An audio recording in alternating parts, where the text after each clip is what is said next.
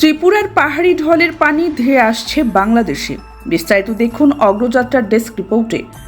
গত কয়েকদিনের টানা বর্ষণে ভারতের ত্রিপুরা রাজ্য থেকে নেমে আসা পাহাড়ি ঢলে ব্রাহ্মণবাড়িয়ার আখাউড়া উপজেলার হাওড়া নদী, জাজি খাল, কালন্দি খালের পানি বিপদসীমার উপর দিয়ে প্রবাহিত হচ্ছে।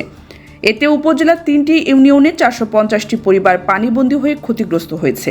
রোববার উপজেলার 10টি গ্রাম প্লাবিত হয়। আজ সোমবার নতুন করে আরও 9টি গ্রাম প্লাবিত হয়েছে। এদিকে পানি বৃদ্ধি অব্যাহত থাকায় আখাউড়া স্থলবন্দর সড়কের বঙ্গেরচর এলাকায় একাংশ পানির নিচে তলিয়ে গেছে।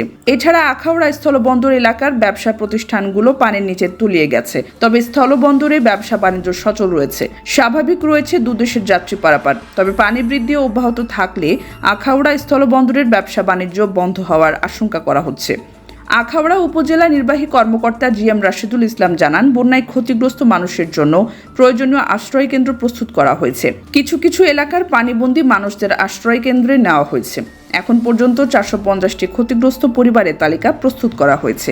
11টি শিক্ষা প্রতিষ্ঠানে আশ্রয় কেন্দ্র খোলা হয়েছে। ক্ষতিগ্রস্তদের কাছে শুকনো খাবার পৌঁছানোর চেষ্টা চলছে। জেলা পানি উন্নয়ন নির্বাহী প্রকৌশলী মঞ্জুর রহমান জানান, সকালে ত্রিপুর হাওড়া নদীর পানি বিপদসীমার 52 সেন্টিমিটার উপরে অতিক্রম করছে, আর সেই পানি বাংলাদেশে ধেয়ে আসছে।